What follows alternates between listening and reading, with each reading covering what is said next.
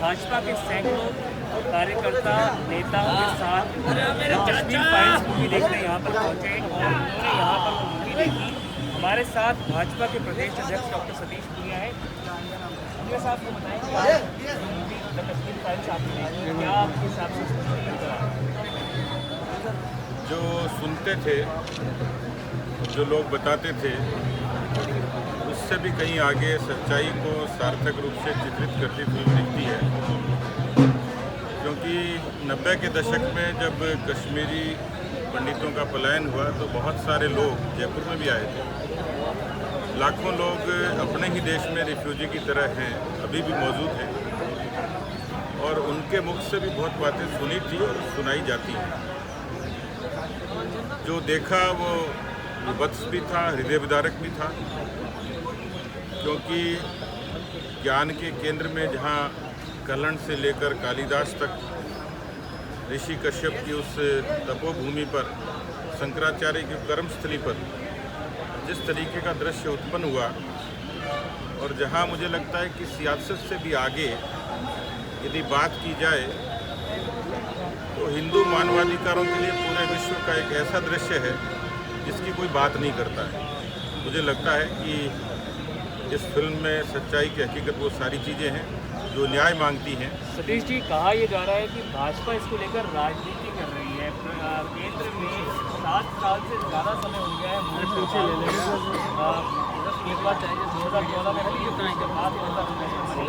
तो कश्मीरी पंडितों को पुनः स्थापित करने के लिए क्या किया गया सरकार ने? मुझे लगता है कोई अंधा ही होगा जो इस बात का साक्षी नहीं होगा कि उन्होंने 370 को खत्म होते हुए देखा है। उनको पुनः स्थापित करने के लिए क्या ये किया? पहला पड़ाव है, क्योंकि 370 अपने आप में एक बड़ा बैरियर था कि उनकी प्रतिस्थापना में एक बड़ा अवरोध था, जिसको भारत की सरकार ने पूरी दुनिया से प्रतिरोध मोल लेकर, जिसकी संयुक्त राष्ट्र संघ में गूंज हुई, तो सरकार की नीयत और प्रतिबद्धता साफ तौर पर दिखती है। ये पहला पड़ाव था। मुझे पूरा भरोसा है कि जिस तरीके से भारत की सरकार ने इस तरीके के वैचारिक मुद्दों का प्रतिरोध के बावजूद समाधान किया है, दूर तक दिखाई देता है। ये फिल्म उसी की एक आस और एक उम्मीद है कि कश्मीर के पंडितों का पुनर्वास कश्मीर में निश्चित रूप से होगा। क्या लगता नहीं सर, इस प्रकार की मूवी से नफरतें कहीं ना कहीं पैदा होंगी और बढ़ेंगी? देखिए, सच्चाई हमेशा सांप्रदायिक नहीं होती है, क्योंकि इस देश में बहुत कुछ कहा गया, किया गया, लेकिन इतिहास को छुपाया भी गया है। जिस तरीके की पाठ्य पुस्तकें पढ़ाई गई, अफसोस होता है कि जिन लोगों की 70 वर्षों में 50 वर्षों तक जिन्होंने राजनीति की, सत्ताएं की, वो आज अकबर को महान बताते हैं। पाठ्य पुस्तकों में देश का गौरव और स्वाभिमान बढ़ाने वाली बात की नहीं गई। आज इतिहास बदलता हुआ दिख रहा है, सच्चाई सामने आती हुई दिख रही है।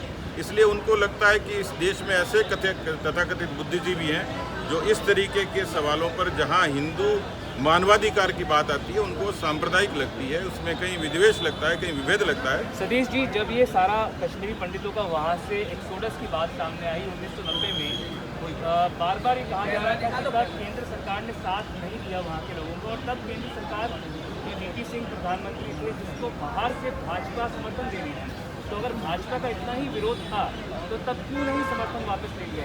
देखिए, ये भी ध्यान होगा कि वाजपेयी साहब की सरकार इसी तरीके के वैचारिक प्रतिरोध के बाद गई थी।